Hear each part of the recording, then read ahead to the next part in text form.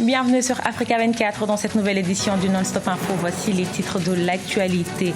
Un nouveau visage pour l'Union africaine. Le Tchadien Moussa Faki Mahamat a été élu ce lundi 30 janvier à la tête de la commission. Il succède à la Sud-Africaine Nkosazana Dlamini Zuma. Le Maroc fait son retour au sein de l'Union africaine après 33 années de rupture. Le Royaume avait quitté l'Organisation de l'Unité africaine en 1984 pour marquer son désaccord sur le dossier du Sahara occidental.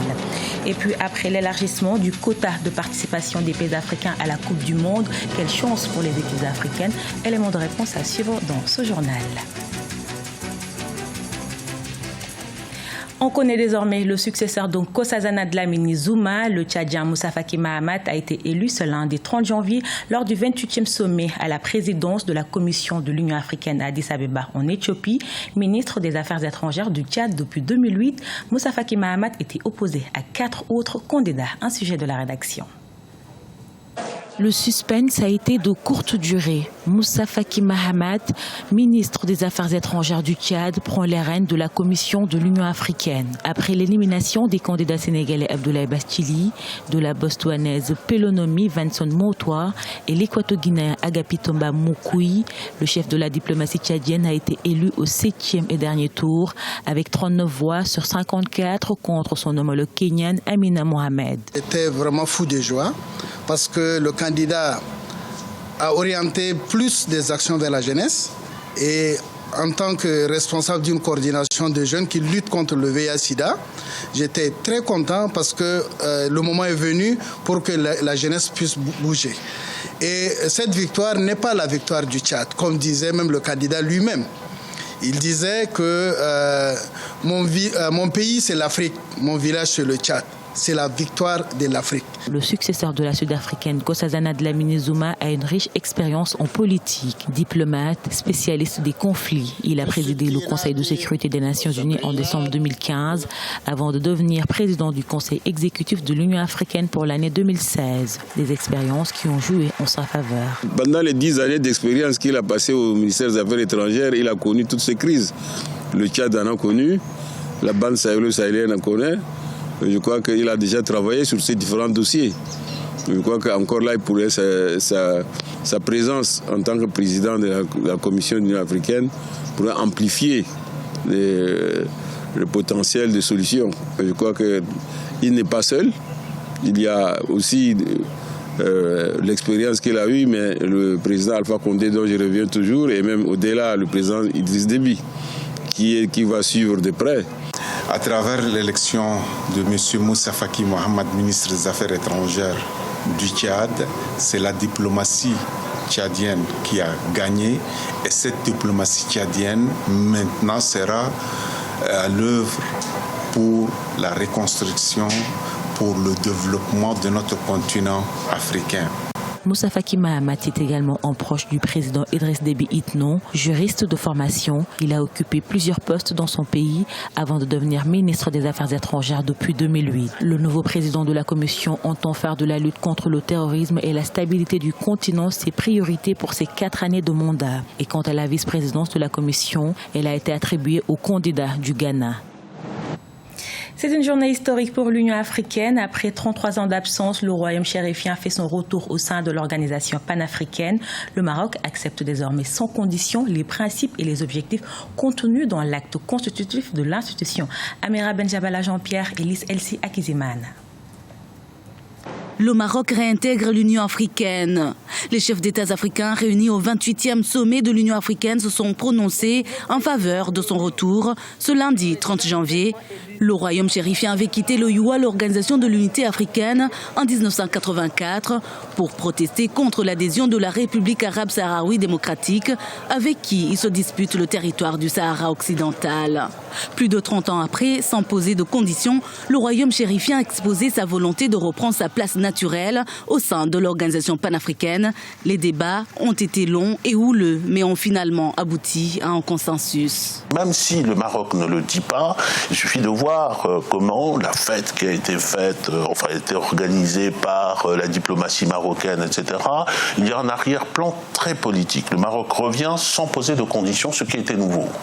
quand il est sorti, quand le Maroc est sorti, pendant plusieurs années, il a posé comme condition de sa réadhésion à l'organisation la sortie de la République arabe sahraoui démocratique. Aujourd'hui, elle ne pose plus cette condition-là, et plus encore, elle ne pose même pas de réserve à l'article 2 de la charte de l'Union africaine, qui pose comme un des principes majeurs de l'organisation le respect des frontières issues de la colonisation. Un retour sans condition donc. Pourtant, le Maroc n'a pas changé sa politique sur le Sahara occidental et continue d'en occuper 80%. Une présence légitime pour certains, illégale pour d'autres.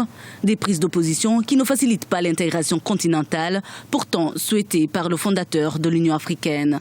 C'est au chef d'État d'être ferme sur la reconnaissance de la RASD. C'est à la RASD aussi de jouer le jeu et d'accepter de discuter. Mais là-dessus, c'est le Maroc qui était catégorique. Et je pense que nous allons vers la résolution du conflit en s'appuyant, et moi, c'est l'option que je retiens, sur le droit international. Un référendum d'autodétermination du Sahara occidental a été proposé pour régler cette question. Les différents protagonistes n'arrivant pas à s'entendre sur la composition des listes électorales. En attendant, le Maroc devient le 55e membre de l'Union africaine. Après 3 semaines de grève, les fonctionnaires ivoiriens sont retournés au travail ce lundi 30 janvier pour donner une chance aux dernières négociations entre les syndicats et le gouvernement. Sur 6 de leurs revendications, 5 ont été satisfaites. La réouverture des salles de classe est l'un des aspects les plus satisfaisants dans le pays. L'entreprise algérienne Sonatrach a lancé ce lundi 30 janvier un appel d'offres pour la construction de raffineries d'une valeur de 6 milliards de dollars. Le projet pétrochimique porte sur la construction de 4 raffineries. L'Algérie produit actuellement près de 30 millions de tonnes de produits pétroliers raffinés par an et compte les porter à 50 millions de tonnes à l'horizon 2040. Le football africain a l'honneur au Gabon avec la Coupe d'Afrique des Nations 2017. À quelques jours de la fin de cette compétition continentale, les observateurs s'orientent déjà vers la Coupe du Monde 2018 avec l'augmentation du quota de représentants du continent qui passe de 5 à 9. Quelles sont les chances pour les équipes africaines? On voit cela avec Ibrahima Djoumaba. Le dernier virage de la CAN 2017 est entamé. Le tableau des demi-finales est connu. Sans grande surprise, les 4 équipes qualifiées sont habituées à compétir à ce niveau. Les équipes surprises de la CAN ont été éliminées au premier tour. Certains observateurs pensent déjà aux éliminatoires de la Coupe du Monde 2018. Quelles seront les chances des outsiders pour la qualification finale? Déjà, pour que des équipes comme la Guinée-Bissau, le Zimbabwe ou l'Ouganda continuent par réaliser de belles prestations pour les éliminatoires de la Coupe du Monde 2018, il faut déjà qu'il y ait de la stabilité au niveau de leur staff technique. Pour l'instant, c'est vrai que aucun d'entre eux n'a encore annoncé des remplacements de leurs sélectionneurs, etc. Mais on sait qu'en Afrique, tout va très vite. On est assez impatient. Après une élimination, on a tendance la plupart du temps à trouver le bouc émissaire en le sélectionneur, ce qui s'est passé d'ailleurs avec la Côte d'Ivoire déjà, ou encore l'Algérie. Parmi les équipes surprises de la CAN 2017, il y avait la Guinée-Bissau, l'Ouganda et le Zimbabwe. Ces équipes ont joué un beau football malgré leur élimination au premier tour. Cependant, pour les 20 nations engagées sur la route du Mondial 2018, il y a des équipes absentes du Gabon et qui jouent les premiers rôles dans leurs groupes respectifs. Sur des éliminatoires, il faut travailler sur la durée parce que les éliminatoires, ça se joue sur une longue période et il faut toujours rester sur le travail qu'on fait, continuer à travailler pour pouvoir réaliser des belles performances, je sais pas, chaque 3 mois ou chaque 2 mois où se jouent les éliminatoires. Donc voilà, après pouvoir, on a déjà fait 2 journées des éliminatoires de la Coupe du Monde 2018. Ces équipes-là, ne sont pas très bien loties parce qu'il y a les cadres qui sont déjà devant. Maintenant, comme je dis, espérons que ces performances à la CAN 2017 puissent leur permettre justement de pouvoir continuer sur cette lancée-là. Les phases de groupe des éliminatoires de la Coupe du Monde 2018 ont démarré depuis octobre 2016. La 3e journée de ces matchs de poule se jouera au mois d'août 2017. En 2018, l'Afrique aura 5 représentants à la Coupe du Monde en attendant de savoir le quota qui lui sera accordé après le passage au mondial de 32 à 48 pays à partir de 2026.